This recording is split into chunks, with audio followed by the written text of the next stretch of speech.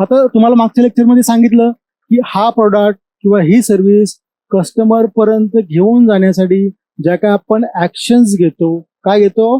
Actions घेतो, त्याला काय म्हणतात? मार्केटिंग. बरोबर आहे. आता ऍज अ मार्केटर मी कुठे असतो? इकडे. बरोबर आहे. ऍज अ मार्केटर मी कुठे असतो? इथे असतो. बरोबर आहे. मला हा प्रोडक्ट किंवा ही सर्व्हिस कस्टमर पर्यंत काय करायची असते? नेऊन घालायची असते. आलं लक्षामध्ये? सो ऍज अ मार्केटर आता सगळ्यात इम्पॉर्टंट तुम्हाला एक गोष्ट सांगतो की सपोज प्रॉडक्ट किंवा सर्व्हिस जो मॅन्युफॅक्चर करतो, जो क्रिएट करतो, तो कोण असतो? ओनर. बरोबर आहे. तो कोण असतो? ओनर. मी कोण आहे इकडे? मार्केटर. बरोबर आहे. आता तो प्रॉडक्ट किंवा ती सर्व्हिस जो घेणारा असतो त्याला काय म्हणतात? ऑडियन्स किंवा कस्टमर. बरोबर आहे. त्याला काय म्हणतात? ऑडियन्स किंवा कस्टमर. आता लक्षात ठेवा, ऍज अ मार्केटर मला ओनरचा पॉइंट ऑफ व्ह्यू पण माहिती पाहिजे. आलं लक्षामध्ये?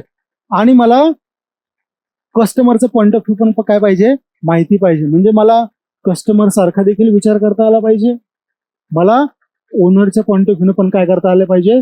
विचार करता आलं पाहिजे. आणि दोघांचे जे गणित आहेत ते जुळून मला काय करता आलं पाहिजे? मार्केटिंग करता आलं. आलं लक्षामध्ये? म्हणजे मला ऍट अ टाइम तीन रोल काय करायला लागतात? निभवावे लागतात. पहिलं म्हणजे मला ओनर म्हणजे ते प्रॉडक्टचं सगळं मला इन्फॉर्मेशन, सगळ्या गोष्टी मला माहिती पाहिजेत. त्याच्यानंतर मला कस्टमरच्या सगळ्या गोष्टी काय पाहिजेत? माहिती पाहिजे. त्याचं बिहेवियर कसं आहे, काय प्रॉडक्ट घेण्याबद्दल. आणि बाय डिफॉल्ट दोघांचं रिलेशन जुळून मला काय करायला लागतात? स्ट्रॅटेजीज काय करायला लागतात? बिल्डअप करायला लागतात. ऍज अ मार्केटर मला काय करायला लागतं? इकडे काम करायला लागतं. आलं लक्षामध्ये तुमच्यावाल्या? आता ज्या वेळेस मी ओनर पॉइंट ऑफ व्ह्यूने विचार करतो तर मला 7 P's ऑफ मार्केटिंग माहिती पाहिजे. काय माहिती पाहिजे? 7 P's ऑफ मार्केटिंग. आलं लक्षामध्ये? आता ते 7 P's ऑफ मार्केटिंग कोणते आहेत, काय कसे, आपण पुढे बघणारच आहोत. पण ऍज अ ओनर मला सपोज ज्यावेळेस मी एखादा प्रॉडक्ट किंवा सर्व्हिस मॅन्युफॅक्चर करतोय, आता मी तुम्हाला इथं डिजिटल मार्केटिंग बद्दल बोलत नाही, मी तुम्हाला मार्केटिंग बद्दल बोलत नाही. मी सध्या आता काय करतोय? प्रॉडक्ट, सर्व्हिस आणि कस्टमर बद्दल बोलतोय. ठीक आहे ना? मार्केटिंग तर आपण हळूहळू पुढे शिकणारच आहोत. पण before going to study that we need to understand this processes. ठीक आहे. जर मी ओनर पॉइंट ऑफ व्ह्यूने विचार केला तर मला काय माहिती पाहिजे? 7 P's ऑफ मार्केटिंग माहिती पाहिजे. आणि जर मी कस्टमर पॉइंट ऑफ व्ह्यूने विचार केला तर मला काय माहिती पाहिजे?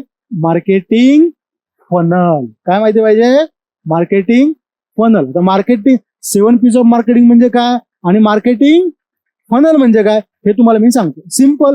एखादा प्रॉडक्ट जर मला मार्केटमध्ये लॉन्च करायचा आहे तर मला काही पीच काय करायला लागतात? स्टडी करायला लागतं. काय काय म्हणजे जसं की product, price, place, promotion, people, physical evidence. हे पीच काय करायला लागतात? म्हणजे मी कोणताही प्रॉडक्ट आणला आणि कोणताही मार्केटमध्ये लॉन्च केला असं होतं का? नाही होत. मला तो प्रॉडक्ट का, कसा, कशासाठी, कुणासाठी, या सगळ्या गोष्टी काय करायला लागतात? डिसाईड करायला लागतात. आणि ते नॉलेज कुणाला पाहिजे? बाय डिफॉल्ट जो ओनर असतो तो प्रॉडक्ट ज्यावेळेस मार्केटमध्ये असतो आणतो त्यावेळेस त्याला 7 P's मार्केटचं नॉलेज असतंच बाय डिफॉल्ट. पण ऍज अ मार्केटर म्हणून पण मला काय पाहिजे? 7 P's चं नॉलेज काय असायला पाहिजे? माहिती असायला पाहिजे. आणि as a customer point of view marketing funnel म्हणजे काय की कस्टमर एखादा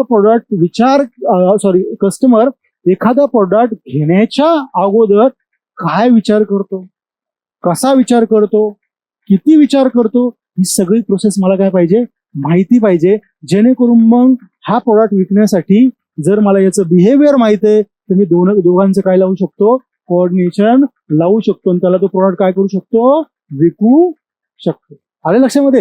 सो 7 P's ऑफ मार्केटिंग म्हणजे काय, मार्केटिंग फनल म्हणजे काय हे आपण काय करणार आहोत? आता बघणार आहोत. आलं लक्षामध्ये? म्हणजे तुमचं काही जरी केलं, कुठे जरी गेलं ना, तुमचं घोडं कुठं अडकणार आहे? प्रॉडक्ट, सर्व्हिस आणि कस्टमर. सगळं मला आयुष्यभर आपल्याला काय बघायचंय? आपल्याला हेच करायला लागणार आहे. आलं लक्षामध्ये? ऍज अ मार्केटर मी तुम्हाला मार्केटर म्हणून ट्रेन करतोय. ऍज अ डिजिटल मार्केटिंग ठीक आहे, एक छोटीशी फील्ड आहे मार्केटिंगची. आलं लक्षामध्ये? छोटेसे टूल्स आहेत ते. आता ते काही छोटे टूल म्हणता येणार नाही आपल्याला, तसे मोठे मोठे होत चाललेत. पण जर मला बेसिकच माहित नाही 7 P's ऑफ मार्केटिंग, आता जर मला 7 P's ऑफ मार्केटिंग माहित नाही, मी एखादी ऍड लावतोय आणि त्या ऍडला रिझल्ट येत नाहीये, तर तो रिझल्ट जो असतो तो काय येत नाही त्याचं उत्तर कुठं दडलेलं असतं? 7 P's ऑफ मार्केटिंग मध्ये दडलेलं असतं. आलं लक्षामध्ये? मग मला ज्यावेळेस प्रोडक्ट डेव्हलप करायचा आहे तो वरच्या पी पासून product, price, place, promotion, people, physical evidence, processes, हे मला स्टडी करायचे असतात.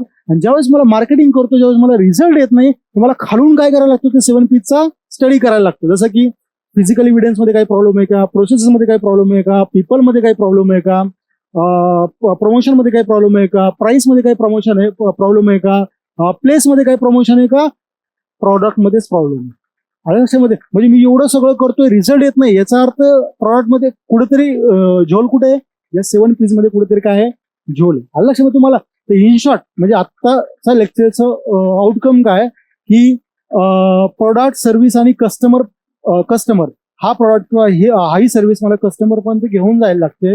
आणि त्याच्यासाठी मी जे काही ऍक्शन्स घेतो, त्या ऍक्शन्सला काय म्हणतो आपण, मार्केटिंग. बरोबर आहे. मग मी मार्केटर म्हणून कुठे असतो, कस्टमर आणि प्रॉडक्टच्या मध्ये असतो मार्केटर म्हणून.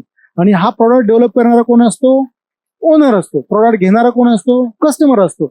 जर ऍज अ मार्केटर मला तिन्ही पॉईंट ऑफ व्ह्यू विचार करायला लागतो. Product point owner point of view पण विचार करायला लागतो, मार्केटर पॉईंट ऑफ व्ह्यू पण विचार करायला लागतो, आणि कस्टमर पॉईंट ऑफ व्ह्यू पण काय करायला लागतो, विचार करायला लागतो. जर मी ओनर पॉईंट ऑफ व्ह्यू विचार केला तर मला 7 P's ऑफ मार्केटिंग माहिती पाहिजे. जर मी कस्टमर पॉईंट ऑफ व्ह्यू विचार केला तर मला मार्केटिंग फनल नावाची कन्सेप्ट माहिती पाहिजे.